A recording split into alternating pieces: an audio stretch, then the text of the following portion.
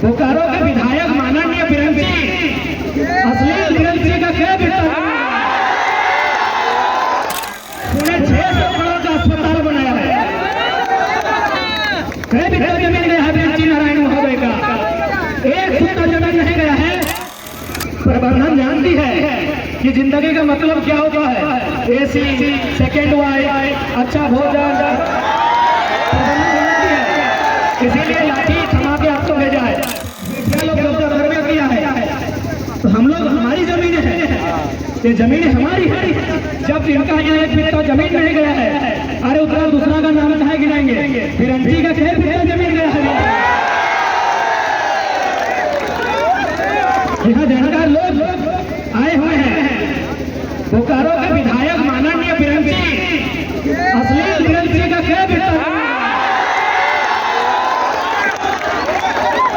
कितना जमीन गया है माननीय विधायक है, सुने 600 करोड़ का अस्पताल बनाया है। कई बित्ता जमीन गया है बिरन जी नारायण महोदय का, एक फुट जमीन नहीं गया है कि 600 करोड़ का अस्पताल बनाया है। सर्व हम लोग को 6-6 करोड़ जमीन गया है, हम लोग को क्या करना चाहिए? इसलिए आज हम लोग एक ऐसी लड़ाई में हैं जहां हमारा सामना हमारे भाइयों से होगा, क्योंकि प्रबंधन जानती है कि जिंदगी का मतलब क्या होता है, एसी, सेकेंड वाइफ, अच्छा भोजन, इसीलिए लाठी थमा के आपको भेजा है। प्रबंधन को बोलिए अपना बेटा लोग को भेजा गार्ड बना के। हम मान के चलिए अगर भीड़ थोड़ा उधर हो भी गई और कुछ ऐसी घटना घटती है तो नुकसान किसका होगा? अरे आप पता कीजिए रिश्ते में यहाँ से कोई ना कोई आपका मौसा बेटा, मामा बेटा, फूफा बेटा लगता है। ये कैपिटल एरिया पूंजीवाद की सबसे गहरी साजिश है।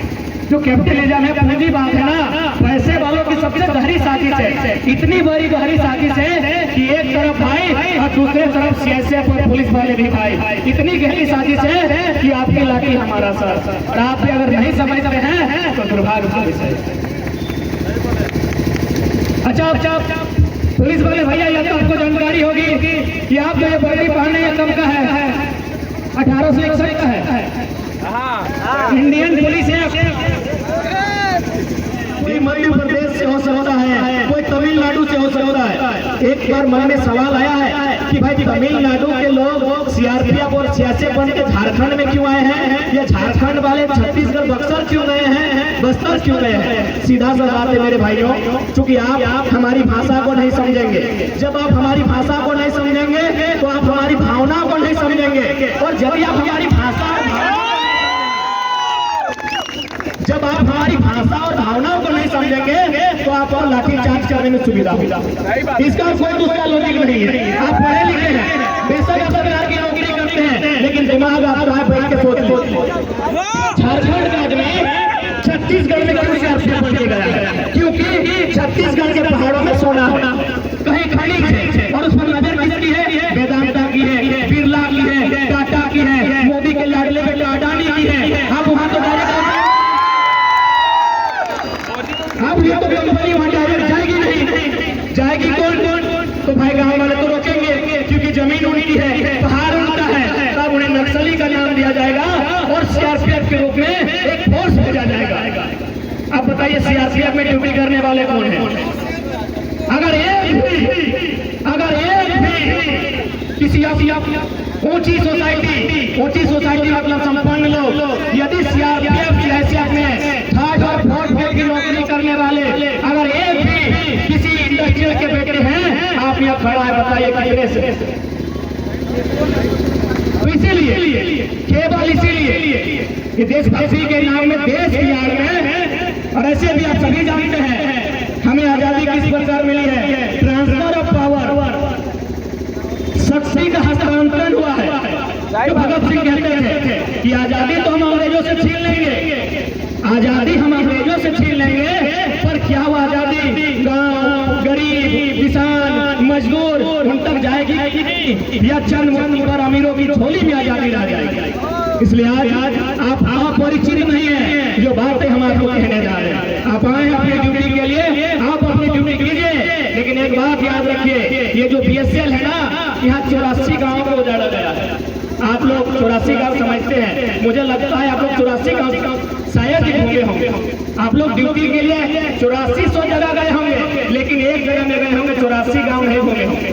सोच सकते हैं जिस BSL की स्थापना हुई है यहाँ 84 गाँव की जमीन ली गई है। 84 गाँव आप कल्पना करके देखिए, जितने अधिकारी पदाधिकारी और जितने बेईमान कंपनी के मैनेजमेंट हैं, 84 गाँव गिन के देखिए कितना होगा। 84 गाँव के लोगों ने अपनी जमीन दान दिया है। क्या सोच के दिया? 84 गाँव के लोगों ने जमीन दान दिया।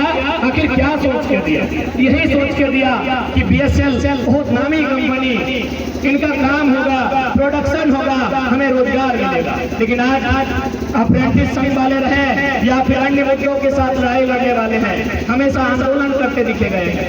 आज यहाँ की डेमोग्राफी बदली जा रही है, और यदि डेमोग्राफी बदली जा रही है, उस डेमोग्राफी में अतिक्रमण करके यहाँ की भाषा और संस्कृति को बदला जा रहा है।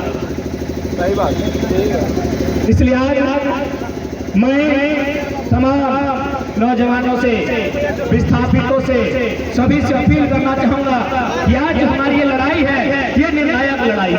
और आज भले आप नौकरियां कर रहे हैं, 30,000, 40,000, 50,000 की आपकी तनख्वाह है।